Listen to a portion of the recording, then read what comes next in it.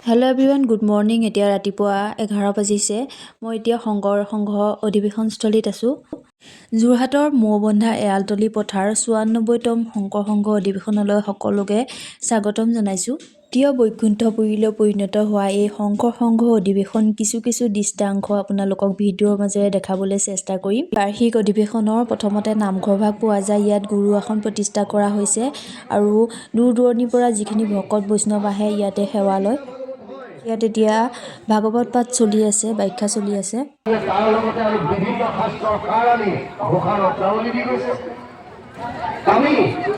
এইকেইদিন পুৱা গধূলি ইয়াত নাম প্ৰসংগ চলি আহিছে। এয়া চাওক, খুব এটা সুন্দৰ পৰিৱেশ ফুটি উঠিছে ইয়াত।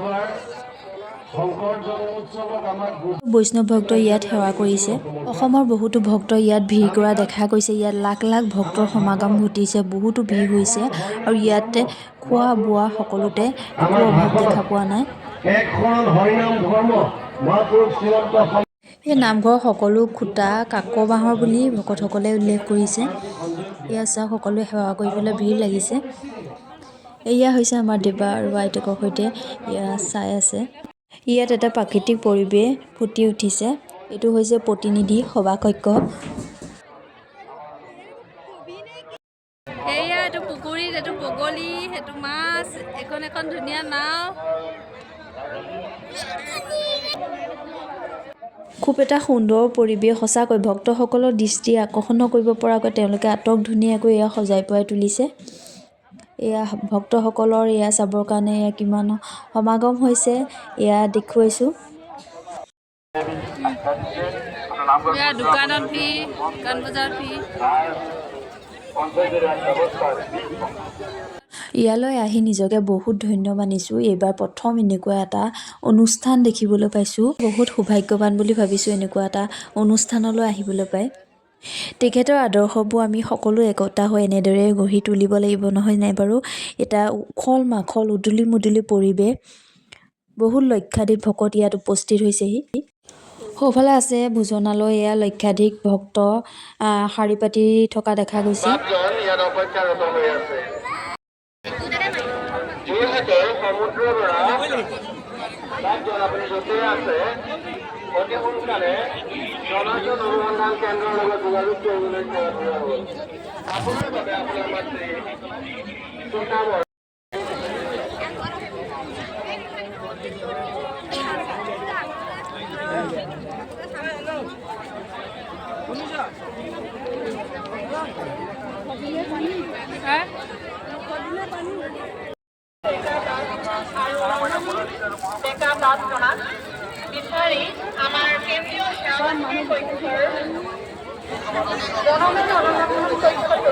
ইয়াত আহি এটাই ভাল লাগিছে, ইয়াত বেছিকৈ প্ৰাধান্য দিছে কুটীৰ শিল্পক। বাঁহ বেতৰ সামগ্ৰী চৌদিশে ফুটি উঠিছে। চৌদিশে বাঁহ বেতৰ সামগ্ৰী দেখিবলৈ পোৱা গৈছে। বৈষ্ণৱ পণ্ডিত সোণাৰাম চুতীয়া ডাঙৰীয়াই নিজৰ বিকাশৰ লগতে সমগ্ৰ অসম কৰি দিয়া যিটো অসমৰ জনপ্ৰিয় যুৱ নেতা, আবছাৰ প্ৰাক্তন ৰাজ্যিক সাধাৰণ সম্পাদক, ভাৰতীয় জনতা পাৰ্টিৰ দুবাৰৰ বৰ্তমানৰো সাধাৰণ সম্পাদক, সন্মানীয় প্ৰাক্তন বিধায়ক, মন্ত্ৰী আৰু সাংসদ শ্ৰীযুত পল্লৱ লোচন দাস ডাঙৰীয়া আমাৰ মাজত উপস্থিত হৈছেহি। আমাৰ মাজত আছে আমাৰ পদাধিকাৰী আৰু দিলীপ শইকীয়া বা ঘৰৰ ওচৰে মোটামুটি এই আইনৰ হৰি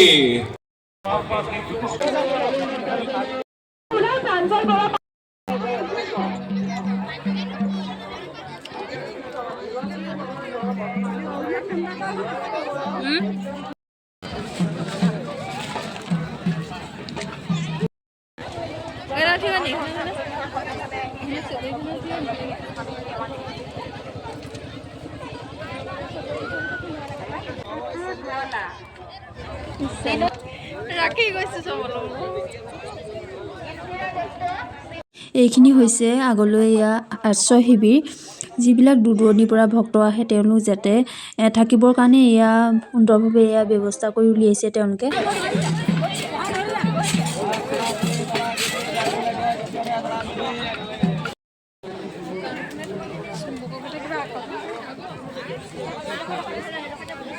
এয়া ভোক লাগিলে কিবা এটা খাই মেলি ল'লোঁ।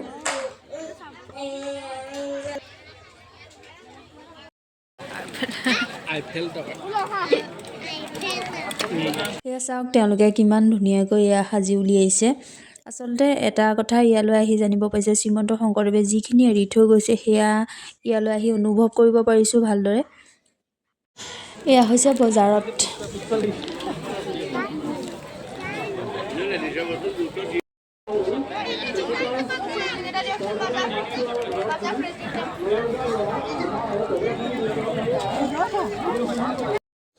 এয়া বজাৰত আছোঁ, ইয়াতে সকলো ধৰণৰ কাপোৰ ইয়াতে পোৱা গৈছে। এয়া চাওঁতে চাওঁতে সন্ধ্যাই হৈ গ'ল, তথাপিতো ঘৰমুৱা হ'বলৈ মন যোৱা নাই ইয়াৰ পৰা। বহুতো ভক্তৰ সমাগম হৈছে, সঁচাকৈ ইয়ালৈ আহি বহুত ভাল লাগিছে।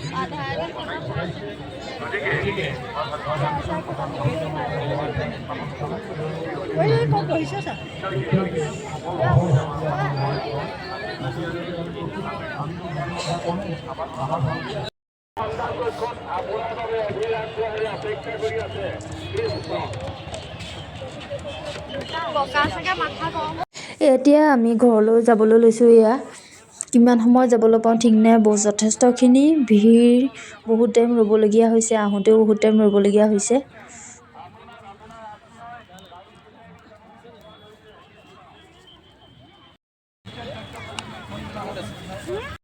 ভিডিঅ'টো ইয়াৰ পৰা সামৰণি মাৰিছোঁ।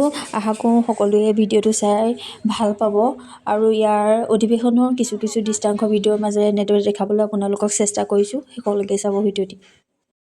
ব্ৰহ্মপুত্ৰৰ টিকা ভাষ্য ভাগৱত, সেইকাৰণে গুৰুজনাই ব্ৰহ্মপুত্ৰত হাত লগোৱা নাই। ইমান গ্ৰন্থ কৰিলে ব্ৰহ্মপুত্ৰখন কিয় নকৰিলেহেঁতেন? কাৰণ ভাগৱত কৰিছে, ব্ৰহ্মপুত্ৰৰ সাৰ বুলি ব্যাসদেৱে লিখি থৈ গৈছে টিকা ভাষ্য বুলি।